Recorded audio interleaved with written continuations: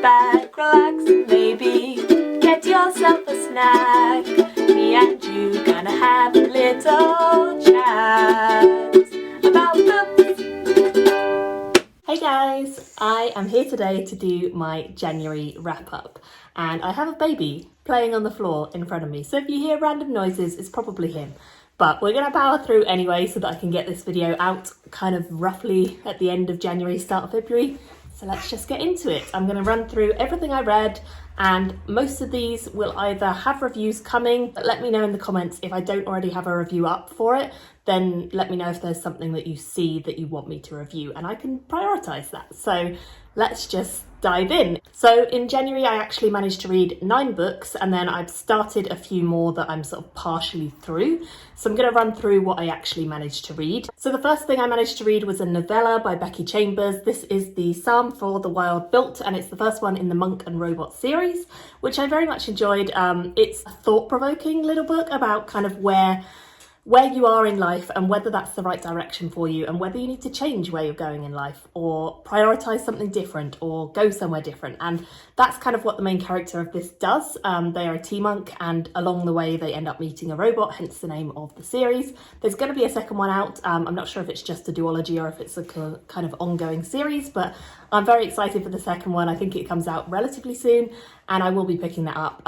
Pretty much Becky Chambers can do no wrong, really. Like, for me, I just love her reads. I think they're very cozy, they're very easy reads, and yet they still have thought-provoking kind of undertones to them. So I really like her, and I really enjoyed this book. I gave that one a 3.5 out of 5 stars. So just because it's a novella, it's quite short, but I really enjoyed the concept, and I think it will become a better, more loved series for me as it goes on and the world is kind of developed and we see more of it and we see more of the characters. So looking forward to the sequel. The next ones are 3 in a series that I read back to back, and the first one is From Blood and Ash, the second A Kingdom of Flesh and Fire, and the third A Crown of Gilded Bones. I'm not going to talk too much about these because I have already done a kind of series review / rant about this whole series, which I will link if you guys haven't seen it.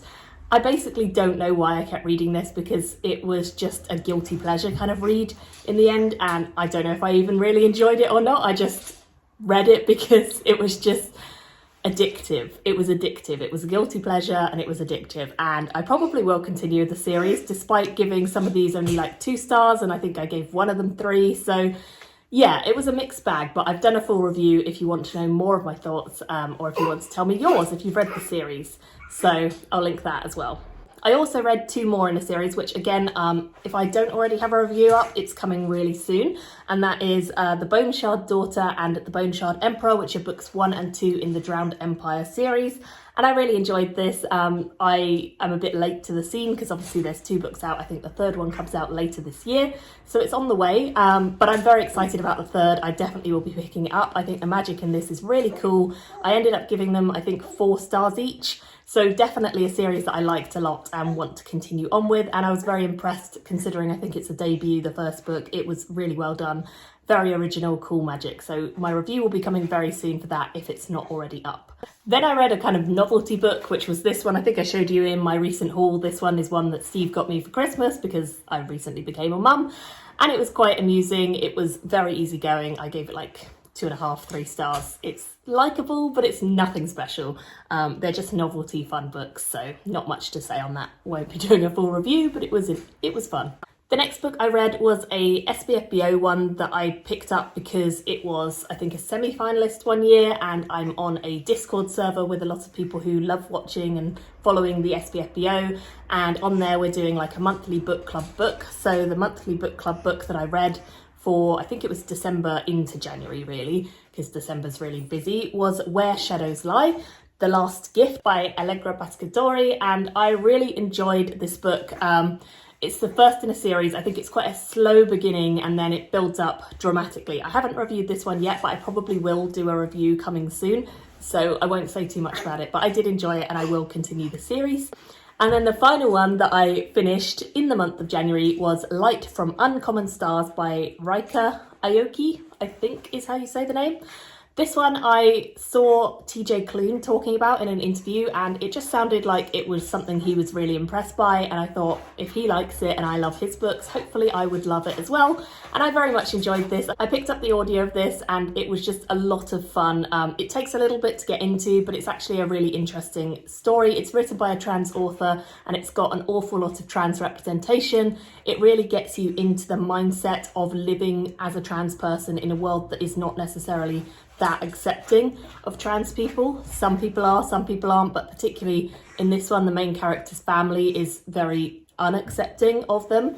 So it was very interesting for me as a non-trans person to read about the trans experience through the eyes of a character written by a trans person, if that makes sense. Like, it really helped to see that experience playing out in a fantasy sci-fi kind of setting, but also just really real, really raw. And I feel like the main character goes through a lot and has to deal with a lot. This book is also really beautiful on like music. It talks a lot about music, found families. There's a donut shop with aliens running it.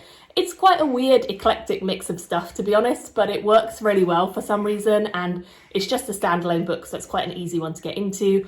I definitely recommend this. I will, again, be doing a review of this pretty soon, so I really liked it. I think I gave it 4 stars overall.